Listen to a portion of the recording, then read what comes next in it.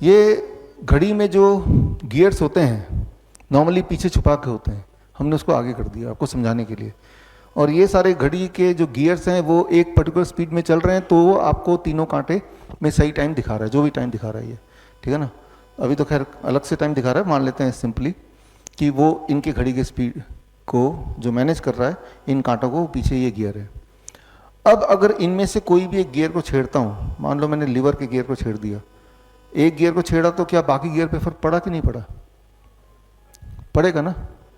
छोटे वाले को भी छेड़ूंगा तब भी सबको फर्क पड़ेगा, बड़े वाले को छेड़ूंगा तब भी अल्टीमेटली सभी को फर्क पड़ेगा। जब सबको फर्क पड़ेगा तो टाइम इधर उधर हो जाएगा, है ना। तो टाइम को डिस्टर्ब करने के लिए सारे गियर को छेड़ने की जरूरत नहीं, किसी एक को भी छेड़ेंगे तो भी आपका टाइम गड़बड़ हो जाएगा, है ना। क्यों? क्योंकि सारे गियर आपस में एक दूसरे के साथ एक सिंक्रोनी के साथ, राइट, एक हार्मनी के साथ, ताना बाना के साथ वो चल रहे हैं। ठीक इसी प्रकार हमारे बॉडी में अलग अलग ऑर्गन्स हैं, जैसे यहाँ पे इसको हार्ट बोल रहा हूँ मैं, इसको पेनक्रियास बोल रहा हूँ, ये ब्रेन है, लेकिन ये आपस में भी एक दूसरे से कनेक्टेड है। ठीक उसी प्रकार हमारे बॉडी में भी हार्ट है, ब्रेन है, किडनी है, सब आपस में एक दूसरे से कनेक्टेड है। और जब ये जो आपस का जो ताना बाना है, इसे बोलते हैं circadian clock of the body, right. इस सर्केडियन क्लॉक को अगर आपने छेड़ा तो आप में बीमारी आ जाती है, सिंपल। जिस तरह से मान लीजिए यहाँ पे ऑर्केस्ट्रा है, यहाँ पे म्यूजिशियन बैठे हैं, गिटार वाला भी है, पियानो वाला भी है, तबले वाला भी, बांसुरी वाला भी है। अब जब वो बजा रहे हैं आपस में एक दूसरे के तालमेल के साथ बजा रहे हैं, तो जो आपको सुनाई दे रहा है उसे हम बोलेंगे म्यूजिक। अब इमेजिन कीजिए इनमें से जो बांसुरी वाला पीछे बैठा उसको मैं छेड़ देता हूँ, डिस्टर्ब कर देता हूँ। जब वो डिस्टर्ब हो गया बाकी भी थोड़े थोड़े डिस्टर्ब हो गए, बजा सब रहे हैं अभी भी पूरी ताकत लगा के, लेकिन अब जो आपको सुनाई देगा what it will be called? Not music, it should be called as noise. Noise और म्यूजिक में इतना ही फर्क है कि आपस का ताना बाना लॉस्ट हो गया। ठीक उसी प्रकार आपके बॉडी के सारे ऑर्गन जब एक दूसरे की सिंक्रोनी में काम करेंगे, हार्मनी में काम करेंगे, आपकी जीवन को बोलेंगे म्यूजिक। लेकिन वो हार्मनी लॉस्ट हो जाएगा तो आपका जीवन हो जाएगा नॉइज, यानी कि बीमारी। अच्छा, तो हम सब तो बीमार हैं ही। जिसको मैं पूछ रहा हूँ, कोई बोल रहा है मेरे इधर दर्द होता है, कोई बोल रहा है मैं थका सा रहता हूँ, वीकनेस है, कोई बोल रहा है मुझे यहाँ घाव है वो भर नहीं रहा है। कुछ ना कुछ तो बीमारी है ही आपको। इस बीमारी को ठीक अगर करना है तो इन ऑर्गन्स के आपस के ताने बाने को तो सबसे पहले ठीक करना होगा, टाइम एज मेडिसिन। कैसे ठीक करेंगे? बहुत ही सिंपल है। डोंट ईट आफ्टर सनसेट, सूर्यास्त के बाद खाओ मत। एक एग्जाम्पल से समझा देता हूं मैं आपको।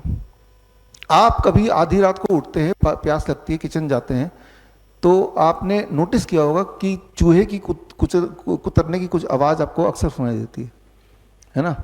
चूहा एक्टिव होता है रात को, दिन में नहीं होगा, रात को होगा, आधी रात को जब सब सो जाते हैं। चूहे को भगवान ने नॉक्टर्नल एनिमल बनाया है, वो रात को खाता है, खाना ढूंढता है, दिन में वो रेस्ट करता है, छुप जाता है। अब एक्सपेरिमेंट किया गया कई बार, चूहे 100 चूहे ले लिए एक ही तरह के, और 100 में से 50 चूहों को रात को खाना फीड किया गया मिडनाइट में, जो कि उसका नॉर्मल साइकिल ऑफ ईटिंग है, और 50 चूहों को वही वाला खाना सूर्य उगने के बाद फीड किया गया। और सूर्य से पहले अगर खाना खत्म नहीं किया चूहों ने तो जितना रिमेनिंग उसे हटा दिया, मतलब they are forced to eat in the day.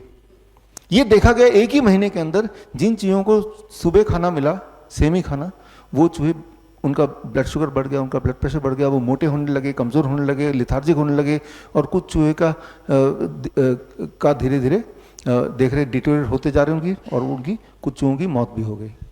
तो सिर्फ एक ही बात की, टाइम ऑफ ईटिंग को चेंज कर दिया, खाना सेम है, और जो चूहे बीमार पड़ गए 1 महीने के बाद लेकिन जिंदा है, उन चूहों का टाइम ऑफ ईटिंग दोबारा से पहले वाला कर दिया जो ओरिजिनल था, यानी कि मिडनाइट। अब देखा कि 1 हफ्ते के अंदर देखो रिवाइव, जितना टाइम लगा बीमार करने में उसका बहुत फ्रैक्शन ऑफ टाइम में वो रिवाइव भी हो रहे हैं। तो यहाँ ये जब एक्सपेरिमेंट दुनिया भर में रिपीट करते गए, इस बुक में ये सारे एक्सपेरिमेंट मिलेंगे, ये बुक आपको मिलेगा भी, इसका ई बुक आप यहाँ से देख सकते हैं, सारे एविडेंस आपको मिल जाएंगे, bishrup.com/ebook में जाके डाउनलोड कर सकते हैं, फ्री डाउनलोड है, बुक वैसे ही मिलेगी आपको। तो जब ये एक्सपेरिमेंट बार बार किया तो एक बात समझ आई कि हर एनिमल का एक निर्धारित टाइम ऑफ ईटिंग है।